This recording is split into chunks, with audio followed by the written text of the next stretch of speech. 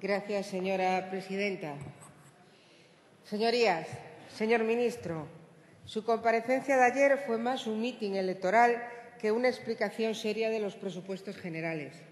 Con un tono triunfalista nos habló de crisis vencida, derrotada, éxitos de gestión, en fin, todo un empeño propagandístico destinado a engañar a la gente.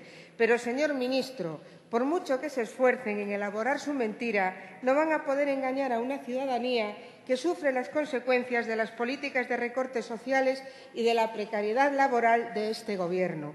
Una ciudadanía que es consciente del progresivo empobrecimiento social y que no es ajena a esa realidad que representa el 12% de población en los umbrales de la pobreza. Déjeme decirle, señor ministro, que ya no engañan ustedes a nadie y que ya se sabe que sus presupuestos, además de servir para recortar servicios y precarizar la vida de la mayoría de las personas, también sirve para ser incumplidos. Solo un ejemplo, el de las inversiones en Galicia, que ustedes, ejercicio tras ejercicio, han vendido como de gran compromiso con nuestro país y que año tras año han dejado aproximadamente un 40% sin ejecutar.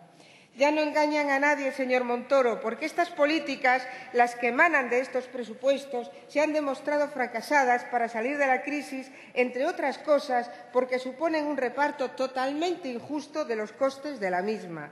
Fíjese, en este proyecto de ley, a pesar de estimarse un incremento de la recaudación fiscal, se persiste en reducir el estado del bienestar en la misma expresión y se continúa con la estrategia de evaluación interna a través de la congelación de los salarios de los trabajadores públicos y la práctica congelación de las pensiones. Según ustedes, diseñando los presupuestos para beneficiar los intereses de la banca y de las compañías eléctricas, señor ministro. Siguen ustedes en esa dinámica. El Gobierno diseña un escenario macroeconómico también excesivamente optimista, señor ministro.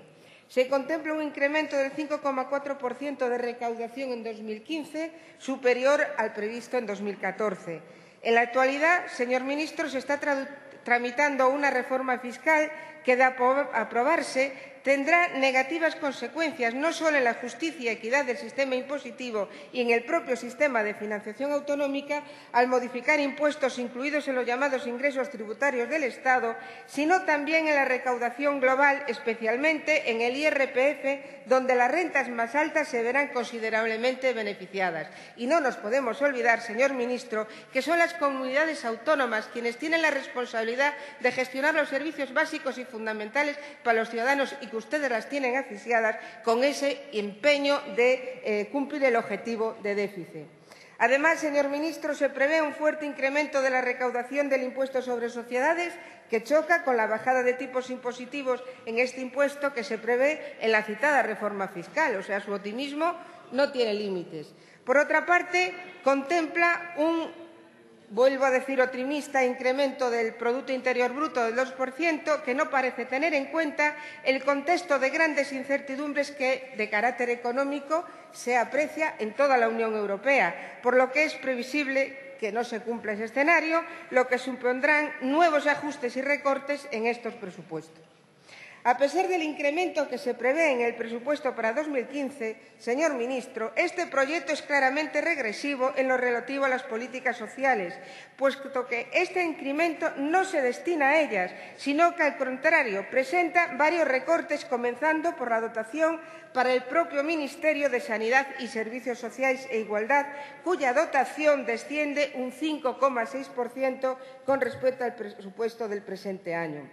A la vista de estos presupuestos resulta más clara la intención de asignar al Estado español actividades terciarias de bajo valor añadido y con escaso contenido en actividades innovadoras o capital humano altamente cualificado. Se trata, señor ministro, de un reparto que deriva del propio modelo de construcción europea y que el actual Gobierno acepta sin ninguna objeción y, además, aplica con entusiasmo. Ante este diseño, consideramos que es necesario cuestionar el citado rol y reorientar el sistema productivo, por lo que el proyecto de presupuestos generales del Estado debería apostar por impulsar las inversiones con mayor impacto en la recuperación económica y en el cambio de patrón de crecimiento, como son las políticas relativas a I+D y civil. Y digo civil porque en el militar ustedes han superado en un 64% lo previsto en el año 2014, mientras que en el civil lo rebajan en 1,5%, lo cual llueve sobre mojado porque en un momento que tendrían que incrementarlo, ustedes lo bajan. Y estos son claros ejemplos de la falta de compromiso del Gobierno con la innovación y el cambio tecnológico, lo que a su vez deriva en una clara falta de compromiso con la economía productiva y la generación de empleo. Sin embargo, como ya le dije, ustedes en la cuestión de la innovación militar están mucho más generosos. Señor ministro, pero en este aspecto lo que supone un escándalo de enormes dimensiones es el gran engaño contable al que asistimos en los últimos años en el Ministerio de Defensa, que ve incrementada considerablemente su dotación año tras año a través de créditos extraordinarios, sin que esto aparezca contemplado en los respectivos presupuestos. Más de 3.000 millones. Ante estos créditos extraordinarios, resulta evidente que los recortes sociales son exclusivamente fruto de una opción ideológica y no de una supuesta escasez de recursos. A estas alturas solo nos queda preguntarnos a cuándo ascenderá el crédito extraordinario para pagar armamento en el año 2015. Y los incumplimientos con Galicia, como ya le he dicho, señor ministro. El Estado español ha relegado históricamente a Galicia al vagón de cola en el desarrollo de infraestructuras esenciales para la comunidad, por lo que Galicia presenta un déficit histórico en materia de infraestructuras y en la actualidad padece un considerable retraso en la ejecución de las obras de la alta velocidad ferroviaria con respecto a las previsiones iniciales. Por lo tanto, para el BNG es necesario un esfuerzo inversor por parte del Estado en la dirección de corregir estos déficits estructurales.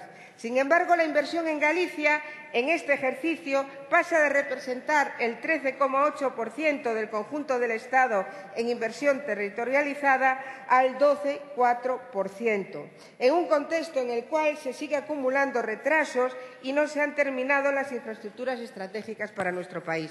La inversión total de los ministerios en Galicia es de 225,6 millones de euros, sin que se contemplen actuaciones necesarias para dinamizar la economía gallega, como la prolongación del eixo atlántico hasta Ferrol, el saneamiento de las rías gallegas o actuaciones de dinamización de sectores productivos básicos para la economía gallega, como el naval, la agricultura, la ganadería o la pesca.